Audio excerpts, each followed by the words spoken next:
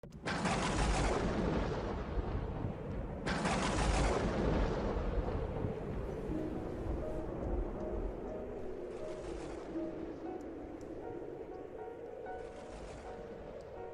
ce temps-là, Jésus disait à ses disciples, « Moi je vous le dis, faites-vous des amis avec l'argent malhonnête, afin que le jour où il ne sera plus là, ces amis vous accueillent dans les demeures éternelles. Celui qui est digne de confiance dans la moindre chose est digne de confiance aussi dans une grande.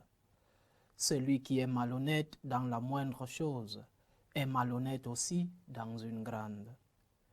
Si vous n'avez pas été digne de confiance pour l'argent malhonnête, qui vous confiera le bien véritable? Et si pour ce qui est à autrui, vous n'avez pas été digne de confiance, ce qui vous revient, qui vous le donnera? Aucun domestique ne peut servir deux maîtres, ou bien il haïra l'un et aimera l'autre, ou bien il s'attachera à l'un et méprisera l'autre. Vous ne pouvez pas servir à la fois Dieu et l'argent.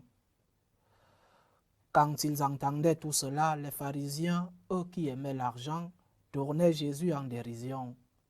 Il leur dit alors, « Vous êtes de ceux qui se font passer pour justes aux yeux des gens, mais Dieu connaît vos cœurs. En effet, ce qui est prestigieux pour les gens est une chose abominable aux yeux de Dieu. » Acclamons la parole de Dieu. Louange à toi, Seigneur Jésus. À la suite de l'évangile d'hier où le Seigneur nous prenait comme exemple de prévoyance, exemple d'astuce, le gérant malhonnête, le Seigneur continue avec une chose une fois de plus étrange. Il nous demande de nous faire des amis avec l'argent malhonnête. Saint Pierre, dans une de ses lettres, dit que le monde couvre nos péchés dans le ciel. Et aussi bien le Seigneur dans l'évangile d'aujourd'hui que Saint Pierre ne sont pas en train de faire des éloges aux malhonnêtes ou à ceux-là, aux voleurs, ou à ceux qui, sachant qu'ils iront demander pardon après, utilisent des moyens peu orthodoxes pour avoir de l'argent, pour avoir des richesses. Ce que le Seigneur veut nous faire comprendre, d'abord, c'est qu'il y a vie éternelle, mais dans cette vie éternelle, il y a d'abord un jugement. Il y a un jugement. Et jugement signifie justice. Le Seigneur fera justice à ceux-là qui ont été des victimes sur notre terre. Et parfois, il fait cette justice ici. Bien que le temps passe, bien que parfois nous ne voyons pas la justice du Seigneur, mais il l'a fait. Notre Dieu est un Dieu juste. Et la justice au ciel, dans les tribunaux civils, quand après une sentence, le bourreau, celui-là qui est jugé coupable, doit rembourser à la victime. Et s'il ne peut pas rembourser, l'État, dans certaines législations, l'État se charge du remboursement. Et c'est aussi la même chose dans la justice de Dieu. Nos actes, nos mauvais actes ont des conséquences et nous devrons payer ces conséquences. Ici, d'abord, et après, au jour du jugement devant Dieu. Nous devrons payer les conséquences de nos actes, de nos mauvais actes, mais aussi nous aurons des primes, des bons actes que nous aurons posés sur la terre. Nous les avons ici, mais aussi nous aurons des primes de ces actes que le Seigneur veut que nous fassions. Nous recevrons les conséquences de ces actes avec le Seigneur. Donc, il y a une justice. Et le fait de rembourser n'enlève en rien le fait que nous ayons commis un délit, un crime, un vol. C'est-à-dire la repentance ou alors l'acceptation de que nous avons commis un vol n'enlève à rien que nous avons volé. Nous devons rembourser. Mais le repentir doit venir après avoir remboursé. Chaque prêtre à la confession qui reçoit le pénitent et le pénitent qui révèle un secret de vol. Chaque prêtre lui dit, va rembourser. Va d'abord rembourser ce que tu as volé, ce que tu as pris aux autres.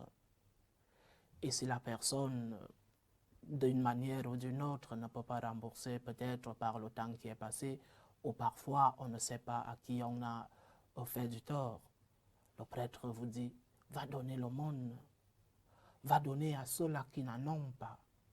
C'est aussi une manière de rembourser le tort que tu as fait aux autres. Et après vient l'arrangement du délit. La repentance, il ne suffit pas de dire « Pardonne-moi Seigneur ». Il suffit de rembourser le corps du délit. Il suffit de dire « Oui, j'ai péché, mais je compte rembourser, je compte donner à ceux-là à qui j'ai causé du tort ». Et dans l'évangile d'aujourd'hui, le Seigneur nous parle de quelque chose qui est important pour chaque homme, mais aussi pour tous les chrétiens. Le Seigneur nous dit que quand nous sommes dignes dans les petites choses, nous le serons dans les grandes. Et quelle est la petite chose et quelle est la grande? Nous avons renversé les rôles dans notre vie. Parfois, nous avons mis l'argent comme le plus important. Nous avons mis le pouvoir comme le plus important dans notre vie. Nous avons mis les plaisirs de ce monde comme plus important en oubliant celui-là qui est le plus important pour nous, qui est Dieu. Quand on est fidèle, quand on est honnête, quand on est digne dans les petites choses, on met Dieu à sa place qui est la première. Dieu doit être le premier dans notre vie. Il est le plus important. C'est quand nous saurons gérer les petites choses de ce monde que nous serons dignes de mettre Dieu à sa place. Dieu mérite, ce n'est pas une faveur que nous faisons à Dieu de le mettre à la première place. Il mérite d'être le premier dans notre vie. L'argent est important pour la vie. Sinon, comment nous autres religieux qui essayons de vivre les vœux de pauvreté, comment nous payerons, par exemple, la lumière et les impôts que nous demande l'État? L'argent est important. Mais le Seigneur ne parle pas d'importance, il parle de la première, du moindre. Qu'est-ce qui est plus important dans ta vie? Le Seigneur ne dit pas qu'il n'est pas digne dans rien, non. Il veut que nous vivions et que nous vivons dans ce monde, que nous vivions en ayant des ressources pour vivre, pour survivre, pour vivre. Mais il veut que nous mettions Dieu à la première place. C'est quand nous saurons gérer nos biens, c'est alors là que le Seigneur nous verra dignes devant lui. Mettons Dieu à la première place. Parce que après tout ce que nous avons, même après des efforts, les études que nous avons obtenues, après des sacrifices, des nuits blanches, des recherches, les moyens, les richesses que nous avons, après nos efforts, oui, mais après tout, c'est Dieu qui nous a tout donné et nous devons lui donner la place qu'il mérite, qui est la première. Demandons donc au Seigneur de pouvoir bien gérer ces petites choses que nous avons, ces choses importantes, oui, mais qui ne sont pas plus importantes que le nom de Dieu, que notre vie, notre relation avec Dieu. Demandons-lui la lumière et la grâce de pouvoir le mettre à la première place et ensuite bien gérer, bien utiliser les biens qu'il nous donne lui-même. Loué soit Jésus-Christ. À jamais.